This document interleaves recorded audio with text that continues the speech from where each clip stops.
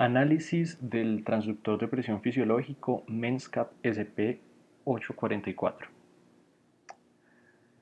Como principio de funcionamiento de este, podemos resaltar que es un sensor piezoresistivo.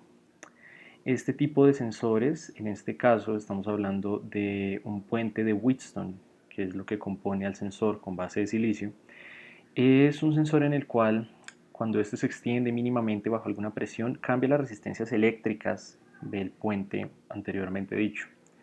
Este chip de silicio detecta la presión a partir de una membrana que para el caso de nuestro sensor, el SP844, va a ser una membrana de oro. Este sensor es un sensor que no es compuesto debido a que no tiene ningún mensurando intermedio y de esta misma forma no posee un circuito integrado al sensor. Este dispone de distintos rangos de operación, los cuales oscilan según la hoja de datos del fabricante entre -20 y los 300 milímetros de mercurio. La sensibilidad que se nos especifica según el fabricante en la hoja de datos es de 50 microvoltios sobre centímetro de mercurio. Asimismo, la temperatura de funcionamiento de este dispositivo oscila entre los 10 y los 50 grados centígrados, un aspecto muy a tener en cuenta cuando se coloque el dispositivo bien sea en salas de cirugía o en una unidad de cuidados intensivos. Otro rango de operación que nos da la hoja de datos como condición de empleo para dicho dispositivo es el rango de temperatura de almacenamiento. Este rango oscila entre los -20 grados centígrados y los 70 grados centígrados. Nos brindan una condición muy amplia para que el sensor no vaya a presentar ningún daño al momento de ser almacenado. Asimismo, en la hoja de datos nos expresan que este dispone de una excitación eléctrica máxima de 15 voltios tanto en DC como en AC. Algo que no se especifica en la hoja de datos que nos brinda el fabricante es cómo reconocer el envejecimiento del sensor. Las características más cercanas que se pueden tomar de este mineral para el uso médico estarían en que el oro es uno de los metales menos reactivos. Químicamente no pierde lustre y tampoco se oxida, ni se quema con el aire, así como también es inerte ante soluciones fuertemente alcalinas y a todos los tipos de ácidos puros. Esto nos puede dar una idea de que el sensor va a poseer una larga durabilidad. ¿Qué condiciona la precisión de nuestro sensor? Que no se menciona, pero que puede realizar una pequeña imprecisión a la hora de realizar los cálculos, es que no se realice un buen cebado, una buena limpieza del sistema en condiciones previas al uso del sensor. Este cebado se realiza para sacar todo el aire del sistema, el sistema de mangueras, que es un accesorio obligatorio con el cual se debe utilizar el sensor. El cebado realiza la extracción total del aire y toda burbuja que pueda quedar dentro, lo que nos favorece a un buen uso de este y a unos resultados más certeros. Los parámetros eléctricos de este son muy simples. En general, el sensor es un sensor bastante simple, debido a que este solo presenta una conexión mediante un cable, el cual a su vez va conectado al monitor multiparámetros. No dispone de ninguna otra conexión eléctrica, no necesita ninguna alimentación independiente, por lo que se facilita mucho el cuidado en todo este tipo de parámetros para que funcione de manera correcta. Asimismo, el sensor en su hoja de datos que nos brinda el fabricante afirma ser compatible con diversos tipos de monitores y diversos tipos de sistemas, lo cual confiere una responsabilidad menor a la hora de la instalación, ya que es, por así decirlo, universal. Los elementos de interés en la hoja de datos. En este momento es prudente recalcar que no podríamos realizar ningún tipo de ejemplo numérico o no podríamos dar parámetros que nos hagan prescindir de una brecha entre lo teórico y lo que realmente está sucediendo. Volviendo al tema de los elementos de interés en la hoja de datos, lo que se presenta en la pantalla son prácticamente toda la información que se nos brinda, aparte de 4 ilustraciones sobre el sensor y 2 de sus accesorios. Como se puede observar, se dice que el sensor es un transductor piezoresistivo, tiene un domo de silicona. Asimismo, se nombran sus aplicaciones para sensar la presión sanguínea de forma invasiva, para usos intercraneales, gastrológicos, intrauterinos, todos relacionados con la presión.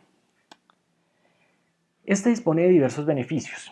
Es reutilizable, lo que nos hace pensar que pues, tiene un muy bajo costo con respecto a la competencia. Tiene una resolución de señal bastante buena, lo cual nos va a ayudar para disponer de datos mucho más precisos y exactos.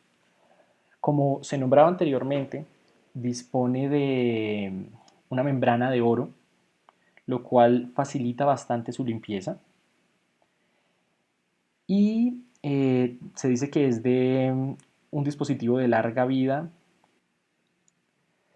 Algunos elementos de interés que no están ahí, como podríamos ver anteriormente, es bastante poca, por no llamar pobre, la información que se nos muestra en la hoja de datos. Algunos datos que serían bastante convenientes que se presentasen serían la forma o el tipo de limpieza, lo cual se debe realizar después de cada procedimiento. Otro de los datos que no se nos brindan en la hoja que nos da el fabricante, en la hoja de datos que nos da el fabricante, son las dimensiones del mismo. Si bien se ve que es un sensor bastante pequeño, no se nos brinda una información muy concisa sobre el tema, lo que no nos daría pie para poder analizar qué otros usos del mismo campo biomédico y de la ciencia de la salud se le podría dar a este. Bueno, este sensor se utiliza principalmente para medir la presión arterial en los pacientes que se encuentran en medio de una cirugía o en una ciudad de cuidados intensivos. El uso de este es bastante práctico debido a que muestra en el monitor de signos multiparámetros la onda de presión sanguínea, tanto la sístole como la diástole. Si bien el procedimiento en el que se usa se denomina medida de presión arterial invasiva, el sensor no entra en contacto con el paciente ni tampoco tiene que ser introducido dentro de él. Este proceso consiste en el uso de una especie de cámara o capuchón en el cual va colocado sobre el sensor, y este es donde ocurre el intercambio de líquidos entre la solución salina con la que se trabaja en este procedimiento y la sangre del paciente que proviene desde la canalización que se realizó en su arteria radial. Ya que este es un procedimiento invasivo, debe realizarse en un ambiente controlado, bien sea sala de cirugía o unidad de cuidados intensivos, por lo que no se recomienda su uso fuera de este ambiente.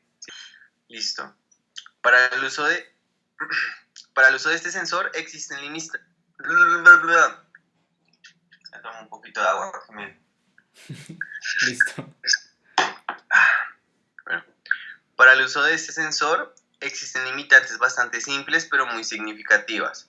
Una de estas es que el sensor debe ir en un soporte en el cual va sujeto al eje central del atril, donde este puede ir subiendo o bajando según cómo se encuentre el paciente. Si bien el sensor no es de gran tamaño, los accesorios y los demás aditamentos deben ser utilizados con este si se puede ocupar un gran área de trabajo. Todos esos accesorios con los que se sujeta el sensor al atril y el sensor mismo deben venir a la misma altura del eje fibroblástico.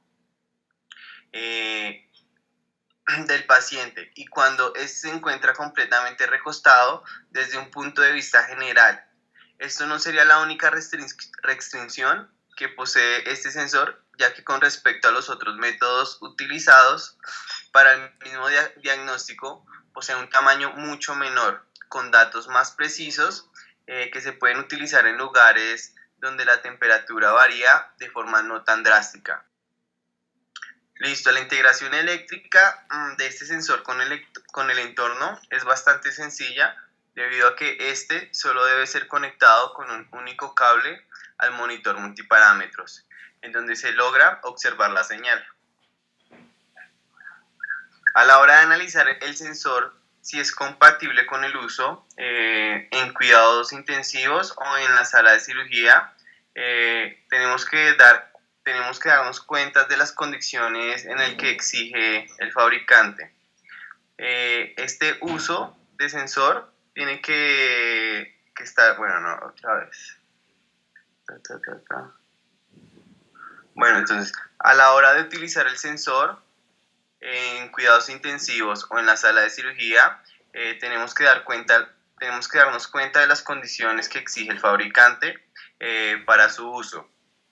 El uso del sensor en condiciones básicas preestablecidas para este tipo de ambientes son la temperatura, que tiene que oscilar entre 10 y 50 grados centígrados, y una excitación eléctrica no máxima de 15 voltios, tanto en AC como en DC.